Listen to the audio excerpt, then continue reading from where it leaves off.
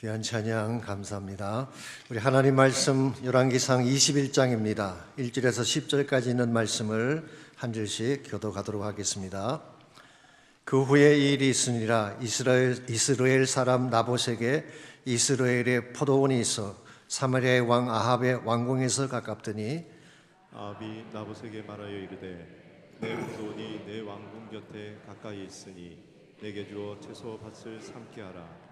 내가 그 대신에 그보다 더 아름다운 포도원을 내게 줄 것이요 만일 내가 좋게 여기면 그 값을 돈으로 내게 주리라.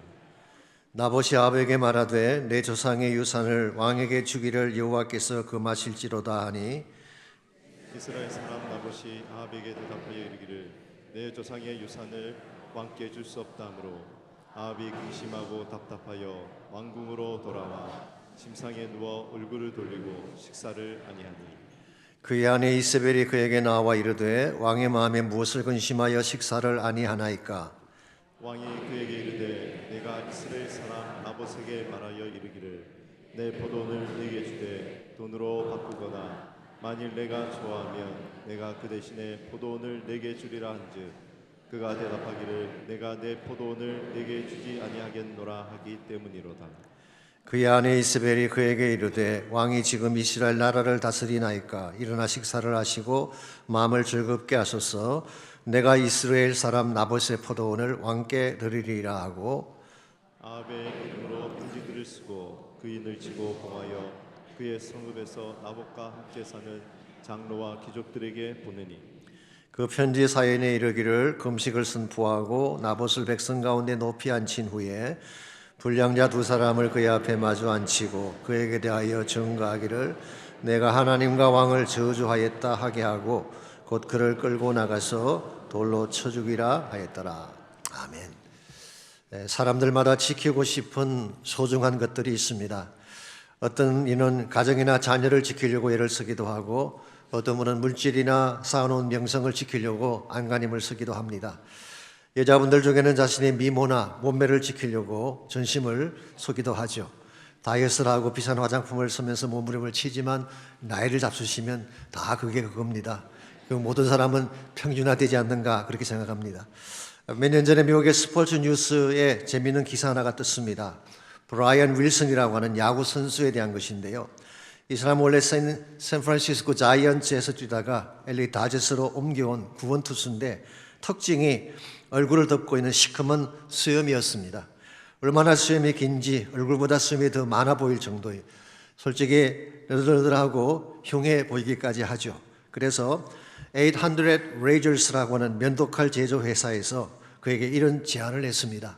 만일 그 턱수염을 깎기만 한다면 $1 million 주겠다고 했어요.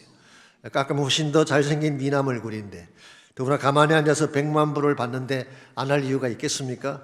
그럼에도 브라이언 윌슨은 이런 지하에 거절했습니다. 얼마를 주겠다고 해도 결코 깎지 않겠다.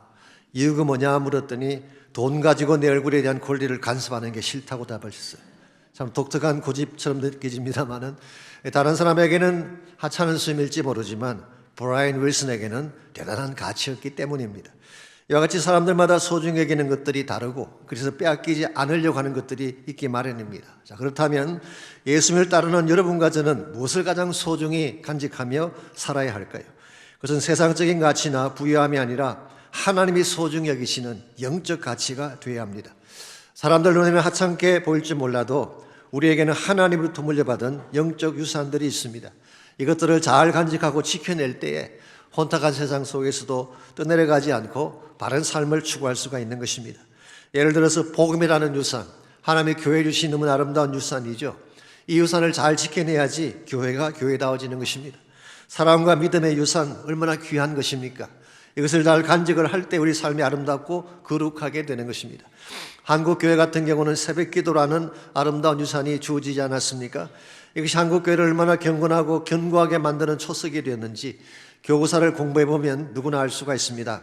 한국의 새벽기도는 길선주 목사님이 1906년도에 평양 장대현 교회에서 공적으로 처음 시작을 했다고 합니다. 그런데 이 새벽기도회가 1907년도에 부흥운동의 도화선이 되었다고 역사가들은 기록하고 있습니다. 이런 면에서 기도라는 유산 귀한 것입니다. 이 유산을 잘 간직해야지 참된 능력과 권세를 맛보며 살 수가 있는 것입니다. 문제는 이와 같은 우리의 영적 유산을 빼앗아 가려고 하는 자들이 많다는 것입니다. 첫 번째가 세상입니다. 세상의 물질주의와 인본주의가 우리 영적 유산을 빼앗아 가려고 노력을 하고 있습니다. 흔히 하는 말 중에 신앙이 밥 먹여주냐, 돈이 최고야, 하나님이 어디 있느냐, 이와 같은 인본주의적 사상이 알게 모르게 우리를 공격하고 우리의 신앙을 무너뜨리려고 하고 있죠. 두 번째는 대적자들입니다. 하나님을 부인하고 기독교를 공격하는 무리들을 말합니다. 이들은 고등학교 내 기도 모임을 폐지하고 법원에서 십계명판을 떼어버리고 심지어 크리스마스를 헐리데이라고 부르겠던 무리들이죠. 그뿐이 아닙니다.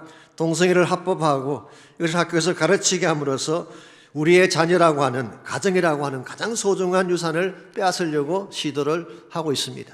그런데 이 모든 악한 시도 뒤에는 사탄이 있습니다. 그러나 하나님의 자녀들이 믿음 안에서 축복되게 사는 것을 참아보지 못하는 존재입니다. 그래서 어떻게 하든지 자녀됨의 축복과 신앙유산을 빼앗아감으로써 자신의 노예를 삼으려고 안간힘을 쓰고 있습니다. 그러므로 우리가 받은 신앙의 유산이 얼마나 소중한지를 바로 깨닫고 이것을 지켜내지 않게 되면 하나님이 기뻐하시는 바른 삶을 살아갈 수가 없습니다. 이런 면에서 아침 우리가 물어야 될 중요한 질문은 이것입니다. 어떻게 하면 악한 자들의 공격에도 불구하고 하나님이 주신 소중한 축복을 잘 지켜내며 살 수 있을까입니다. 오늘 같이 본문에 보시면은 아합이 나봇의 포도원을 빼앗은 사건을 소개하고 있습니다. 1절을 보시면은 그 배경이 이렇게 소개가 되어 있습니다. 그 후에 이 일이 있으니라. 이스라엘 사람 나봇에게 이스라엘의 포도원이 있어 사마리아의 왕 아합의 왕궁에서 가깝더니라고 했어요. 여기 보시면 그 후에라는 표현이 나오는데요. 이것은 앞장에서 다뤄왔던 아람과의 전쟁 이후를 말하는 것입니다. 지난주에 소개해드린 것처럼 하나님의 특별한 은혜로 두 번씩이나 위기를 넘기고 승리하게 해주셨잖아요. 그랬으면 이제라도 하나님께 감사하고 무너진 백성의 영성을 회복하는 데 전심을 쏟았더라면 참 좋을 텐데 아합은 그렇게 하지 않았습니다. 자신의 왕궁을 더 확장하는 데에 관심을 쏟았어요. 여기서 말하는 왕궁은 아합의 별궁을 말하는 것입니다. 본궁은 사마리아에 있는데 이스라엘 평지에 별궁을 세워놓고 별궁을 더 확장시키려는데 관심을 갖고 있었어요. 이스라엘 평지는 갈멜산 밑에 있는 큰 평원을 말합니다. 포도원과 밀밭이 많은 곡창지대죠. 여기에 나봇이라고 하는 사람이 포도원이 있었는데 나봇이라는 이름의 뜻이 삭트다라고 하는 의미를 갖고 있습니다. 아마도 조상대대로 그곳에 살면서 농사를 지었던 평범한 인물이 아닌가 짐작할 수가 있습니다. 근데 2절을 보시면은 아합이 나봇에게 말하 이르되 내 포도원이 내 왕궁 곁에 가까이 있으니 내게 주어 채소밭을 삼게 하라. 내가 그 대신에 그보다 더 아름다운 포도원을 내게 줄 것이요 만일 내가 좋게 여기면 그 값을 돈으로 내게 주리라. 아합이 나봇에게 이야기합니다. 너의 포도원이 내 왕궁 곁에 있으니까 나에게 주어서 채소밭을 삼게 하라. 여기서 채소밭이라고 하는 것은 실제로는 정원을 말하는 것입니다. 나물이나 배추를 심는 채소밭이 아니라 가을든을 말하는 것입니다. 사실은 유흥지를 만들겠다는 것이죠. 어떤 성경학자는 우상 숭배의 장소로 삼으려겠다 그렇게 해석하기도 합니다만은 어쨌든 이것은 모든 것을 가진 왕이 가난한 백성의 작은 포도원을 빼앗으려고 하는, 저는 이것을 탐심이라고 생각합니다. 모든 문제의 근원에는 탐심이 존재하고 있죠. 4세기 밀라노의 주교를 역임했던 엠브로시우스는 나봇의 이야기라는 그의 책에서 오늘 이 본문의 사건을 가난한 민중을 착취하는 부자들의 탐욕이라고 그렇게 해석했어요. 그래서 그는 이런 말을 그 책에 적어 놓았습니다. 부잣집 금술동에 담긴 값비싼 술은 가난한 사람들의 피다. 그런 이야기를 했어요. 예나 지금이나 가진 자의 탐욕, 그래서 가지지 못한 자들의 것을 빼앗으려고 하는 것은 엄청난 사회 문제를 일으키고 있죠. 지금도 그런지는 모르겠습니다만 한때 한국에서요 재벌 2세나 3세들이 빵집을 하는 것이 유행했던 적이 있었습니다. 그 바람에 동네 빵집들이 많이 문을 닫았다고 합니다. 재벌 자녀들이야 그것 없이도 잘 살 수 있겠지만 동네 빵집 주인들은 그렇지 않습니다. 가족의 생계가 걸려있는 심각한 문제이죠. 저의 개인적인 생각이긴 합니다만은 이런 탐심의 문제를 풀지 아니하면 한국 사회가 절대로 건강하게 상승될 수 없다고 생각합니다. 오늘 본문에 나오는 아합의 케이스가 바로 그런 케이스죠. 아합이 왕이라는 직분을 사용해서 가난한 농부의 밭을 빼앗으려고 한 것입니다. 근데 2절 하반부를 보시게 되면 아합이 제시한 조건이 그렇게 나쁜 것만은 아니었던 것 같습니다. 그 대신에 그보다 아름다운 포도원을 너에게 줄 것이다. 너가 만일 원한다면 그 값을 돈으로 쳐서 주겠다. 그렇게 제안을 했어요. 그러므로 본인이 원하기만 한다면 더 좋은 포도원도 가질 수가 있게 되고, 혹시 더 원한다면 캐시로 값을 지불받을 수도 있는 그런 케이스였습니다. 그럼에도 불구하고 사람들을 보시면은 나봇이 어떻게 대답을 하나요? 나봇이 아합에게 말하되 내 조상의 유산을 왕에게 주기를 여호와께서 금하실 것입니다. 여기서 나봇은 두 가지 이유 때문에 아합의 제안을 거절했습니다. 첫 번째는 내 조상의 유산이기 때문이라고 했어요. 아무리 작은 포도밭이지만 조상이 물려준 유업인데, 이거는 조상들의 숨결이 담겨있고 그들의 땀과 수고가 담긴 유산인데 이것을 어떻게 다른 밭과 바꿀 수가 있겠냐는 거예요. 여러분, 조상이 남긴 유산은 돈으로 환산할 수 없는 가치를 가지고 있죠. 두 번째 이유는 여호와께서 금하시기 때문이라고 했습니다. 아신 대로 이스라엘 백성이 가나안 땅을 정복했을 때 하나님께서 그들에게 땅을 분배해 주셨죠. 그러므로 이스라엘 백성이 받은 모든 땅은 원천적으로 하나님의 소유였던 것입니다. 그래서 레위기 25장 23절에 보면 토지를 영영히 팔지 말 것은 토지는 다 내 것이기 때문이다 라는 말씀이 적혀 있습니다. 나봇은 이 말씀을 기억하고 하나님이 금지한 이 매매를 내가 어떻게 할 수 있겠느냐라고 해서 거절을 한 것입니다. 우리는 여기에서 나봇이 지키고자 했던 것이 무엇인지를 정확하게 알 수 있습니다. 단순히 포도원이라는 땅이 아니었어요. 그것 때문이라면 아합이 제시한 것이 더 좋은 땅이니까 언제든지 옮겨갈 수도 있고 돈으로 받으면 되는 것인데, 이 포도원이라는 땅이 진정한 이슈가 아니었습니다.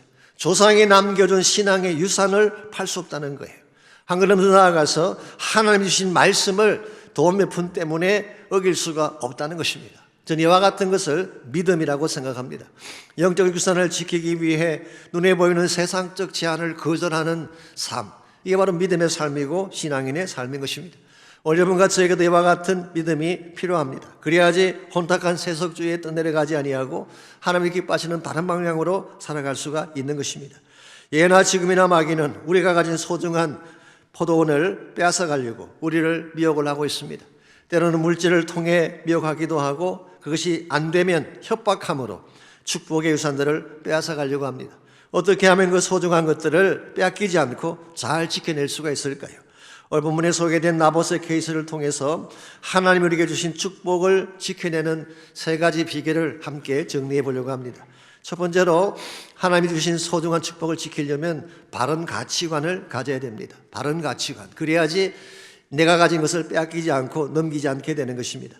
오늘 본문을 보시게 되면 우리는 두 가지 대비되는 가치관을 발견할 수가 있습니다. 첫 번째가 아합이 보여준 가치관입니다. 그것은 돈과 권력이면 무엇이건 할 수 있다는 그런 가치관. 그래서 그는 왕이라는 권력과 돈이라는 힘을 가지고 남의 밭을 빼앗으려고 한 것이죠. 이것은 대단히 위험하고 잘못된 가치관이 아닐 수가 없습니다. 예전에도 그렇고 오늘날도 이런 가치관을 가지고 사는 사람들이 뜻밖으로 많이 계시죠. 그런데 인생에는 돈으로 안 되는 것이 있다는 사실을 기억해야 되지 않겠습니까? 우리가 이미 잘 알고 있는 것처럼 돈으로 어떻게 행복을 살 수가 있겠어요? 돈으로 진실과 생명을 살 수가 있겠습니까? 돈으로 안 되는 것이 너무나 많기 때문에 돈 중심적 가치관은 건강하지 못합니다.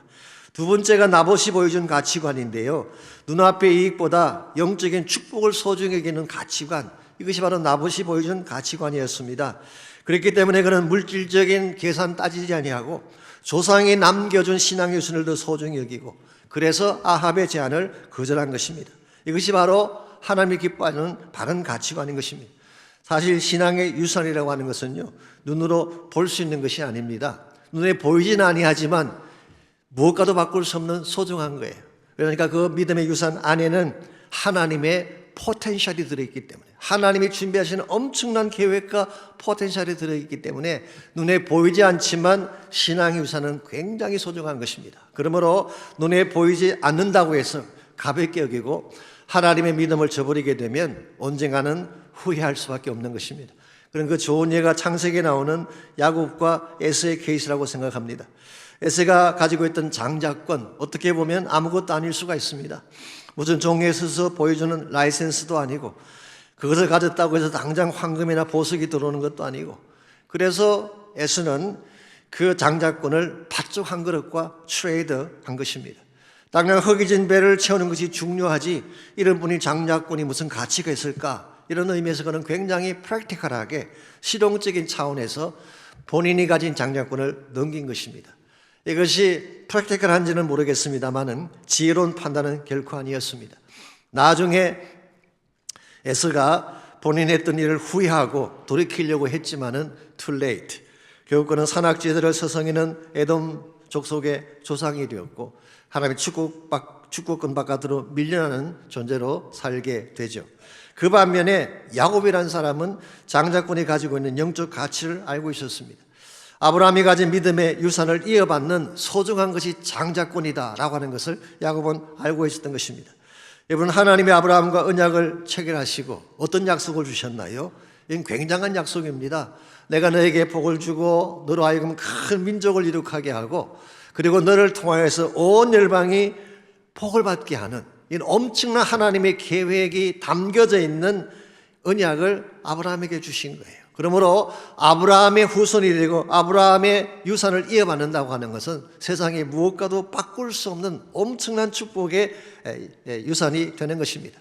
그래서 오늘날까지도 믿음의 조상을 이야기할 때 어떻게 표현하나요? 아브라함의 하나님, 이삭의 하나님, 야곱의 하나님이라고 부르고 있지 않습니까? 이런 면에서 신앙의 유산이라고 하는 것은 당장 눈에 보이는 어떤 것은 아니지만 그 속에 담겨져 있는 엄청난 하나님의 포텐셜, 하나님의 계획이 담겨져 있는 것이라는 것입니다. 이런 면에서 우리가 정말 바른 삶을 살기를 원한다면, 세상에 끌려가지 아니하고 물질주의에 넘어가지 아니하고 바르게 살기를 원한다면 물질보다 더 소중한 것이 하나님이라는 사실을 인정해야 돼요. 물질보다 훨씬 가치 있고 더 절대적인 가치가 하나님 안에 있다는 사실을 깨닫고 하나님을 향한 믿음을 추진해야지 바른 삶을 살 수 있는 것이지, 세상이나 물질을 따라 살게 되면 결국 허무하게 생을 마치게 되는 것입니다. 최근에 미국의 연예가 뉴스에 계속 오르고 있는 기사 중에 하나가 진 해크만이라고 하는 배우에 대한 이야기죠. 이분이 얼마 전에 뉴멕시코에 있는 큰 저택에서 부인과 함께 죽은 모습으로 발견이 됐습니다. 그것도 죽은 지 약 2주일이 지난 후에 발견이 됐어요.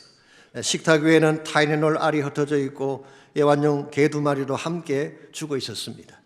여러분, 진 해크만은요 2차례나 아카데미 상을 수상할 정도로 뛰어난 배우였습니다. 프렌치 커넥션이라고 기억나시나요? Unforgiven, 그런 영화에 기라성 같은 영화에 출연을 하면서 한때 아이콘 같은 존재로 엄청난 명성을 떨쳤던 사람, 그러므로 그런 돈이 많은 부자였습니다. 그런데 아무도 돌보지 않는 가운데 부인은 한타바이러스라는 질병으로 일주일 전에 먼저 죽고, 진 해크만은 알츠하이머로 부인이 죽었다는 사실도 모른 채 지나다가 일주일 후에 본인도 심장질환으로 세상을 떠났다고 합니다. 저는 그 기사를 보면서 참 사는 것이 허무하다, 그런 생각을 하지 않을 수가 없었습니다. 돈이면 무엇합니까? 그만한 명성과 인기가 무슨 의미가 있습니까? 내가 죽는 순간에 누구 하나 곁에 있어줄 사람이 없이 쓸쓸하게 생을 마치는 것이 인생의 말로라면 이것만큼 허무한 케이스가 어디 있겠습니까? 그러므로 사랑하는 성도 여러분, 돈이 필요하긴 하지만 돈이 여러분을 살게 할 수는 없습니다. 물질과 명예가 세상적으로는 중요한 가치인지 모르지만 우리의 영생을 보장하지는 못하는 것입니다. 그러므로 돈이나 세상 영광에 인생을 걸면 안 됩니다. 하나님에게 인생을 거시기 바랍니다. 눈에 보이지 않지만 하나님을 소중히 여기고 그 신앙의 유산을 가슴에 새길 때에 우리 인생이 값지게 되고 아름답게 열매를 맺게 되는 것입니다. 이와 같이 우리의 삶이 세상에 빼앗기지 아니하고 하나님 기뻐하실 삶으로 나아가기를 원한다면 1차적으로 신앙을 소중히 여기는 가치관, 이게 필요합니다. 두 번째는 바른 경외심을 가져야 됩니다. 하나님을 향한 바른 경외심을 가져야지 소중한 것을 빼앗기지 않고 하나님의 영광 위에 살 수 있다는 뜻입니다. 이게 경외심이라고 하는 이 표현은 하나님을 두려워한다는 것이죠. 구약 성경에 나오는 piety, 영성의 핵심 아이디어가 여기 있어요. Fear of the Lord, 하나님을 두려워하는 것이 경외심의 근본 출발점입니다. 자, 오늘 본문에서 나봇이 아방의 제안을 거절했다고 했는데요, 사실 이게 쉬운 일은 아니었습니다.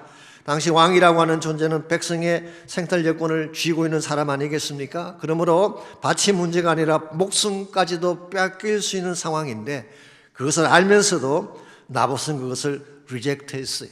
그 이유가 뭘까요? 눈에 보이는 권력보다 보이지 않는 하나님을 더 두려워했기 때문에 그렇게 한 것입니다.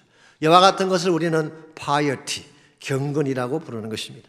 오늘 우리의 신앙생활이 흔들리게 되는 가장 근본 이유 중에 하나가 하나님에 대한 경외감이 사라지기 때문에 그런 것입니다. 다른 말로 표현하면 하나님을 우습게 여기고 아무렇게나 대하기 때문에 우리 신앙의 중심이 흔들릴 수밖에 없는 거예요. 예컨대 우리가 예배를 드리는데요, 예배가 예배되지 않는 이유가 뭔지 아십니까? 하나님을 향한 경외심이 없이 드리기 때문에 그런 거예요. 정말 우리의 예배가 사람들이 모인 이 모임이 아니라 하나님이 임재하시는 예배라고 생각한다면, 우리 모두가 하나님의 임재 앞에 서서 찬양하고 예배를 드리고 있다고 생각한다면 그냥 드릴 수 있겠습니까? 옷깃을 여미고 전심을 다해 예배하지 않겠습니까? 그때 하나님께서 우리에게 은혜를 부어주시는 거예요. 기도도 마찬가지입니다. 하나님을 가볍게 여기는 사람 결코 깊은 기도를 드리지 않습니다. 근성으로 형식적으로 기도하는 척하다 일어나는 것입니다. 그러니까 기도 열매가 없는 거죠. 말씀도 마찬가지, 찬양도 마찬가지. 찬양이 정말 깊어지려면 하나님에 대한 경외심이 깊어져야 돼요. 말씀을 깊이 체험하려면 하나님을 깊이 경외할 때에 말씀의 깊이가 깊어지게 되는 것입니다. 그러므로 혼탁한 세상 가운데도 우리가 떠내려가지 아니하고 우리가 가진 소중한 것을 빼앗기지 않고 살아가려면 하나님을 경외하는 마음, 참으로 중요한 것입니다. 하나님을 경외하면 하나님이 우리를 지켜주시고 우리의 가정과 우리 축복의 근원을 지켜주시는 거예요. 근데 반대로 하나님을 멸시하게 되면 하나님도 동시에 그들의 가정을 멸시하고 그 삶을 지켜주지 않는 것입니다. 이것은 제가 하는 개인적인 말이 아니라 성경에 기록된 말씀이에요. 사무엘상 2장 30절에 보면 우리가 너무나 잘 아는 유명한 말씀이 나오죠. 나를 존중히 여기는 자를 내가 존중히 여기고 나를 멸시하는 자를 내가 경멸하리라. 나를 존중히 여기면, 나를 경외하면 나도 그 사람의 삶을 존중히 여기고 세워주겠지만 나를 멸시한다면 나도 그를 버릴 수 없다, 그런 말씀이에요. 사실 이 말씀은 엘리 제사장 가문을 향한 말씀이었죠. 엘리 제사장 가문은 타락한 제사장 가문이었습니다. 그의 아들들이 성소를 우습게 여기고 제사를 멸시하는 행동을 하지 않았습니까? 제사 드릴 고기를 자신이 먼저 끄집어내어 먹지를 않나, 회막문에서 수종되는 여인들과 동침을 하지 않나, 이와 같이 하나님의 성소 안에서 제사를 멸시하고 하나님을 멸시하는 행동을 했을 때에 하나님이 그들 가문에 주신 말씀이 바로 이 말씀이에요.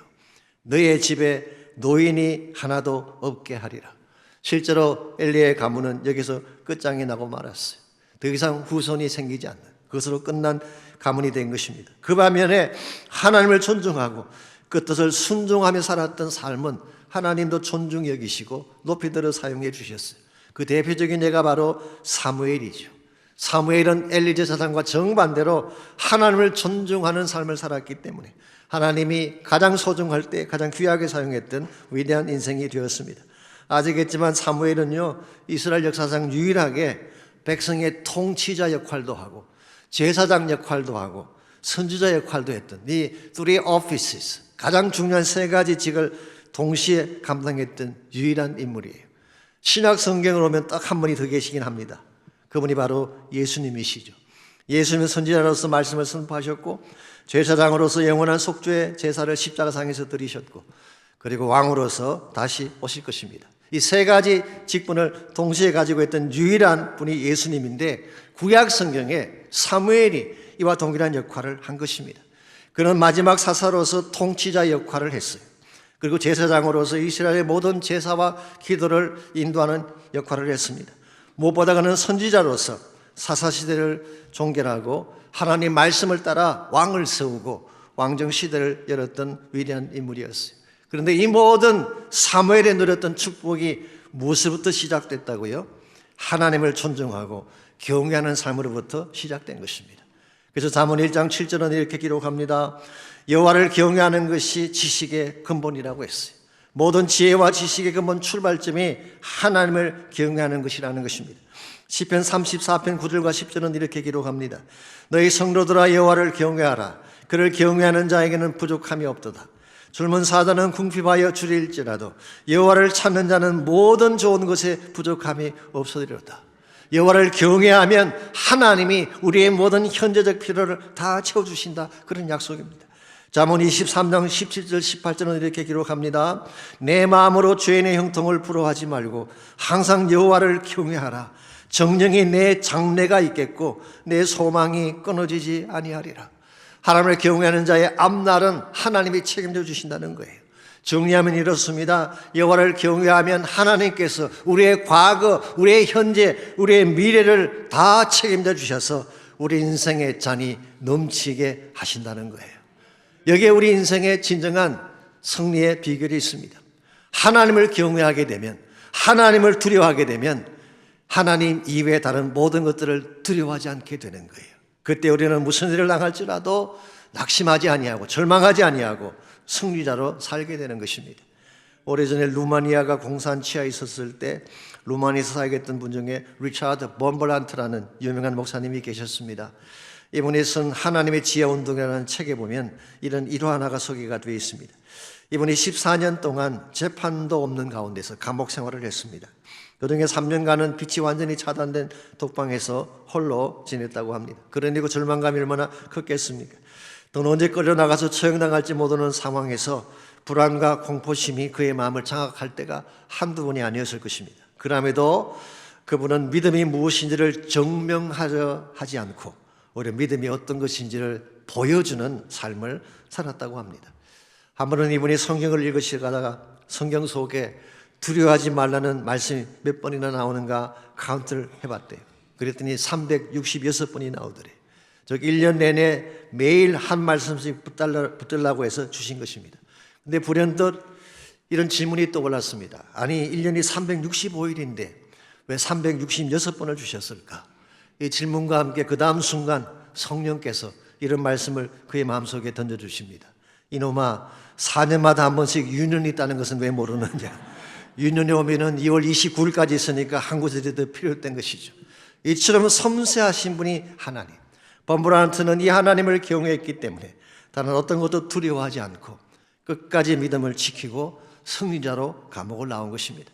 감옥을 나온 후에 그는 선교단체를 만들고 유럽과 미국 전 세계를 다니며 복음을 전하고 저희 한국도 이분이 방문을 하셨습니다. 그러다가 92세까지 장수하시다가 이곳 캘리포니아 토렌스에서 세상을 떠나셨습니다. 하나님 경외하면요 장수의 축복도 주시는 거예요. 오랫동안 멋지게 아름답게 살다가 주의 영광에 돌아가시게 하는 것. 그러므로 우리에게 진짜 중요한 가치는 하나님을 경외하는 것입니다. 하나님을 경외하면 하나님 이외의 모든 두려움부터 자유함을 잊게 되는 것. 그것이 사탄의 공격이든지 환경적인 어려움이든지 억울한 투기나 고난의 아픔이든 상관하지 아니하고 하나님을 경외하고 나면 하나님이 그 모든 것을 이기게 하시고 우리를 그 모든 공격으로부터 지켜주시는 것입니다. 이와 같이 우리가 악한 자의 미혹과 공격에도 불구하고 우리의 소중한 것들을 빼앗기지 않으려면 1차적으로 바른 가치관을 가져야 됩니다. 참된 가치가 무엇인가? 그것은 물질이 아니라 하나님을 믿는 믿음입니다. 두 번째로 하나님을 경외할 때 하나님을 가장 무서운 분으로 알고 그분 되게 할 때 우리 삶이 바른 방향을 향해 나갈 수 있게 되는 것입니다. 마지막 세 번째로 하나님이 주신 소중한 축복을 지켜내려면 영적인 전망을 가져야 됩니다. 즉 앞을 바라보는 긴 안목, 더 정확히 말하면 하나님께서 준비하신 더 큰 차원의 목적을 보는 눈이 있어야지 현재 고난을 넘어갈 수 있다 그런 뜻입니다. 자, 오늘 본문 4절에서 10절까지를 보시면요 이와 같은 상황 앞에 드디어 이세벨이 개입을 하게 되죠. 먼저 4절을 보시면은 아합이 이 나봇의 거절을 당한 후에 자기 침상에 돌아와서 얼굴을 돌리고 식사를 안 했다고 했습니다. 이걸 보면 참 한심한 생각이 들지 않습니까? 일국의 왕이라고 하는 사람이 이것 하나 때문에 식음을 전폐하고 뒤로 돌아눕는 그런 한심한 모습. 그때 이세벨이 왜 그러느냐 물었어요. 그랬더니 6절에서 아합이 대답을 합니다. 왕이 그에게 이르되 내가 이스라엘 사람 나봇에게 말하여 이르기를 내 포도원을 내게 주되 돈으로 바꾸거나 만일 내가 좋아하면 내가 그 대신에 포도원을 내게 주리라 한즉 그가 대답하기를 내가 내 포도원을 내게 주지 아니하겠노라 하기 때문이로다. 자, 이 말을 들은 이세벨이 7절에서 뭐라고 했나요? 그의 아내 이세벨이 그에게 이르되 왕이 지금 이스라엘 나라를 다스리나이까 일어나 식사를 하시고 마음을 즐겁게 하십시오. 내가 이스라엘 사람 나봇의 포도원을 왕께 드리겠습니다. 여기서 내가 나서서 직접 그 포도원을 빼앗아서 당신에게 주겠다는 의미예요. 여기에는 하나님이라는 존재는 안중에도 없습니다. 내가 마음대로 할 수 있다는 자신감이 묻혀 있죠. 그런데 8절에서 10절까지 보게 되면 그 방법이 너무나 사악하고 잘못되어 있습니다. 아합의 이름으로 편지를 쓰고 거인을 치고 봉하여 그의 성읍에서 나봇과 함께 사는 장로와 귀족들에게 보내니 그 편지 사연에 이르기를 금식을 선포하고 나봇을 백성 가운데 높이 앉힌 후에 저 편지를 하나 쓰는데요, 아합의 이름으로 편지를 쓰고 임봉을 했대요. 자기가 썼으면 자기 이름으로 보내야지 왜 남의 이름으로 편지를 쓰고 임봉을 하는 것입니까? 이것을 어려운 용어로 forgery, 위조라고 하는 것입니다. 오늘 편지 자체가 위조된 편지였어요. 그리고 금식을 선포하라고 했습니다. 이것은 심각한 듯한 분위기를 조성하기 위한 그런 조치겠죠. 그리고 나봇을 재판정에 앉히게 하고, 우리 10절에 보게 되면 불량자 두 사람을 동원해서 그에 대해서 거짓 증언을 하게 했습니다. 하나님과 왕을 저주했다고 거짓 증언을 하게 하고, 그리고 돌로 쳐서 그를 죽이게 하라고 했어요. 실제로 그들은 그렇게 합니다. 그렇게 거짓 증언을 통해 그를 돌로 쳐 죽이고, 열왕기하 9장 26절에 보게 되면 그의 아들들까지도 함께 처형을 했습니다.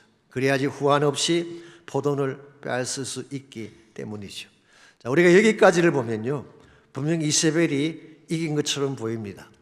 세상적인 시각으로만 보면 강자가 약자를 치고 그 터전을 빼앗은 것처럼 보입니다. 그러나 이세벨이나 아합이 빼앗지 못한 것이 있었어요. 그것이 무엇일까요? 그것은 바로 나봇이 가지고 있던 신앙입니다. 나봇의 가슴에 새기고 간직했던 조상들의 유업은 그들이 빼앗아가지를 못했어요. 외적인 차원에서는 그들이 승리한 것처럼 보였지만 실제적인 전쟁에서는 나봇이 이긴 것입니다. 뿐만 아니라 이 모든 것을 보고 계신 하나님이 가만히 계시겠습니까? 19절에 보게 되면 아합의 피를 개가 핥아먹을 것이라고 했고, 23절에 보게 되면 이세벨의 몸을 개들이 뜯어 먹을 것이라고 예언하셨는데 실제로 그 말씀하신 그대로 다 성취가 되었습니다. 그러므로 우리들이 당면한 문제나 당면한 억울함만 보면 안 되는 것입니다. 길게 봐야 돼요. 이 모든 사건을 통해 하나님이 궁극적으로 무엇을 행하기를 원하시나, 하나님의 큰 계획을 볼 때에 우리는 고난 너머에 있는 진정한 목적을 향해 나아갈 수 있게 되고, 그때 우리의 삶이 무너지지 않고 더 당당하게 힘차게 앞을 향해 나갈 수가 있는 것입니다. 그래서 사도 바울은 고린도후서 4장 17절 18절에서 이렇게 고면하고 있습니다. 우리가 잠시 받는 환난에 경한 것이 지극히 크고 영원한 영광에 중한 것을 우리에게 이루게 함이니 우리가 주목하는 것은 보이는 것이 아니요 보이지 않는 것이니 보이는 것은 잠깐이요 보이지 않는 것은 영원함이라고 했어요. 여러분, 바울은 크리스찬 삶에 고난이 없다고 말하고 있지 않습니다. 분명히 고난이 있습니다. 그런데 장차 우리가 누리게 될 하나님의 준비해 놓으신 더 크고 영원한 영광에 비교하면 우리가 당하는 현재적 고난은 경한 것이라는 거예요. 작은 것이라는 것입니다. 그러므로 우리가 정말 보기를 원하는 것, 정말 가치 있게 여기는 것은 눈에 보이는 세계가 아니라 보이지 않는 세계. 보이는 것은 잠깐이요 보이지 않는 것은 영원하기 때문이라고 말씀하고 있습니다. 사랑하는 성도 여러분, 기억하십시오. 눈에 보이는 세계가 전부가 아닙니다. 눈에 보이지 않는 세계, 이게 하나님의 세계인데 이것이 더 영원하고 더 가치가 있는 것입니다. 우리의 시선이 그곳에 맞춰지게 될 때에 우리는 이 땅의 모든 유혹과 환난을 넘어서서 주의 영광 위에 달려갈 수 있게 되는 것입니다.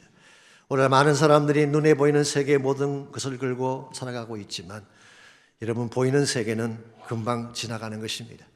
그래서 야고보 선생은 이렇게 인생을 묘사했습니다. 잠깐 보이다가 없어지는 안개와 같다. 있는 것처럼 보였지만 없는 거예요, 실제로. 베드로 사도는 모든 육체는 풀의 꽃과 같고 그 모든 영광은 풀의 꽃과 같으니 풀은 마르고 꽃은 떨어진다고 했어요. 영광의 짧음과 허무함을 말한 것입니다. 그러므로 우리가 이 짧은 인생, 이 땅에 글쎄 우리의 마음을 두고 살아가게 되면 우리는 진짜 해야 될 일을 할 수가 없습니다. 눈에 보이지 않지만 더 영원한 세계를 바라보며 주님 다시 오실 그날을 준비하며 그분의 부르심과 목적을 향해 나아갈 때 우리 삶의 진정한 가치를 회복하게 되고 하나님이 기뻐하는 열매를 맺으며 살게 되는 것입니다. 마태복음 20장에 보시면은 예수님께서 말씀하신 유명한 비유, 포도원 일꾼에 대한 비유가 나오고 있습니다. 포도원 주인이 일꾼을 구하기 위해 제3시에 장터에 나가 보니까 놀고 있는 사람들이 있었어요. 제3시라고 하는 것은 요즘 시간으로 아침 9시를 말합니다. 그들을 포도원에 들어와서 일을 하라고 했어요. 근데 6시에 나가 보니까 또 노는 사람이 있어요. 9시에 나가 보니까 또 노는 사람이 있어요. 그들도 다 포도원에 들어와 일을 하게 하라고 했는데요. 심지어 제11시, 11시라고 하는 것은 오후 5시를 말합니다. 이제 1시간만 지나면 문을 닫는, 하루가 저무는 그런 시각, 마지막 시각이죠. 근데 그 시에도, 그 시각에도 장터에서 놀고 있는 사람이 있었어. 그들마저도 주님의 포도원에 들어와서 일을 하라고 하셨어요. 이것을 한마디로 우리는 은혜라고 말하는 것입니다. 하나님께서는 여러분과 저를 주님의 포도원으로 초청하셔서 그 포도원에서 일을 시키는 거예요. 우리가 세상 장터에서 아무리 많은 시간을 보내도 그것은 의미가 없습니다. 여러분이 세상 장터에 머무시면서 아무리 많은 업적을 세우고 위대하다고 생각하는 일들을 행했다고 할지라도 세상 장터에서 행한 것은 아무런 가치가 없습니다. 왜냐하면 우리가 세상 장터에서 했던 그 모든 일들 가운데 사망선을 넘길 수 있는 것은 아무것도 없기 때문에 오직 한 가지 주님의 포도원에서 일한 것만 카운트되는 것입니다. 이런 면에서 여러분과 제가 주님의 포도원의 일꾼으로 부름받고 주님의 사역을 하고 있다는 사실이 얼마나 감사한지, 여러분 가운데 목자도 계시고 사역자도 계시고 선교하는 분도 계시고 여러 차원에서 일하는 분들이 많이 계시는데 세상 장터에서만 살지 아니하고 주님의 포도원에 부름받고 포도원의 일꾼이 되었다는 것은 무엇과도 바꿀 수 없는 소중한 가치가 되는 것입니다. 그러므로 여러분, 아비 빼앗은 쾌락의 포도원을 부러워하지 마십시오. 그건 진짜가 아닙니다. 진짜는 주님의 포도원이에요. 여기 우리의 소망을 두고 주님의 목적을 위해 달려갈 때에 한 번을 살아도 바르게 살고 후회 없는 인생을 살게 되는 것입니다. 우리가 사는 이 땅에는 분명히 고난이 있습니다. 뺏김도 있고 눈물도 있습니다. 그러나 이 땅의 삶의 전부가 아니에요. 이 땅의 삶이 다 끝나면 주님 오시는 그날이 다가옵니다. 주님이 다시 오시게 되면 우리 모두는 영화로운 몸을 입고 공중에 들림받고 주를 맞이해서 그분과 함께 영혼을 보내게 될 거예요. 우리 그날의 그 비전을 바라보며 주 예수 다시 오실 그날의 영광을 바라보며 그 주님 오실 길을 향하여 우리의 눈길을 쏟을 때에 우리가 바르게 살고 하나님 영광을 위해 살게 되는 것입니다. 저는 저희 교회를 생각할 때마다 감사한 것은 우리 교회에 주어진 믿음의 유산이 너무나 존귀하고 아름답다는 사실입니다. 우리 김 목사님께서 남기신 빚진 자의 자세 얼마나 귀한 것입니까? 복음에 빚지고 하나님 사랑에 빚지고 주 예수 오실 그날까지 복음에 살겠다는 그 정신 얼마나 아름다운 유산입니까? 안희숙 사모님이 남겨주신 죽으면 죽으리라, 정말 나의 생명을 걸고 끝까지 믿음을 지켰던 사모님의 신앙정신, 하나님이 여러분과 저에게 아름다운 유산을 이 교회를 통해 남겨주셨어요. 우리 모두가 이 유산을 잘 이어받아서 빼앗기지 않냐고 잘 이어받아서 주님 다시 오시는 그날까지 그 영광 위에 달려가야지 하나님이 기뻐하는 인생이 되고 하나님이 인정하시는 교회가 되는 것입니다. 우리 안희숙 사모님이 쓰셨던 유명한 찬양시가 있죠. 오늘 이 시간 제가 함께 부르기를 원하는데요. 내일 일은 난 몰라요. 장래일도 난 몰라요. 험한 이 길 가도 끝이 없고 고나기만 한데 그럴지라도 내가 아는 한 가지 확신은 나를 사랑하시는 주님이 나와 함께 가신다는 그 사실. 그래서 그분은 고백합니다. 좁은 이 길, 진리의 길, 주님 가신 그 옛길을 가고 싶습니다. 힘이 들고 어려워도 찬송하며 가고 싶습니다. 성령의 그 음성을 항상 들려주십시오. 내 마음은 정했습니다. 변치 않게 해주십시오. 우리 모두에게 이 고백이 있기를 바랍니다.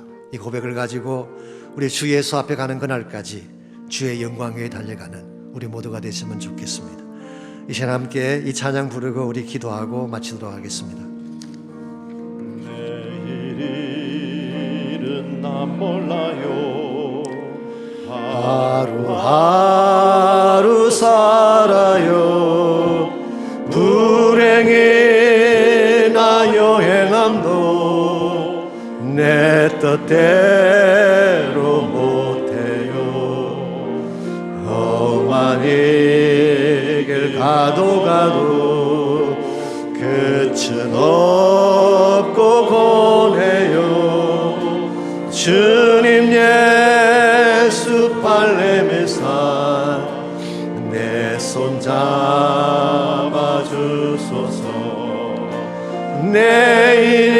내일은 난 몰라요. 장래일도 몰라요. 아버지여 날 붙드사 평탄한 길 주옵소서. 우리 다 일어나서 이 절 함께 찬양합니다. 진리의 길 주님 가신 그의 길 힘이 들고 어려워도 찬송하며 갈래요. 성신이여 음성을 항상 들려주소서. 내 마음은 정해서요 변치 말게 하소서.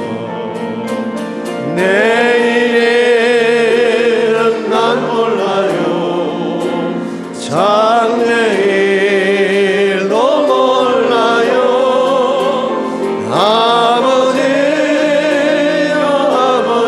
아버지여 주신 성령 비로소서. 내일은 난 몰라도 가는 길 난 알아요. 내 가슴에 세운 진리 밟고 말고 하네요. 예수님의 그 언약은 살아있는 힘나요. 용감하고 겸손하여 그 사랑 전할래요. 내일은 난 몰라도 가는 길 난 알아요. 아버지여 언제 가서 배우니까. 내일은 난 몰라도 내일은 난 몰라도 가는 길 난 알아요. 가는 길 난 알아요. 아버지여 언제 가서 배우니까.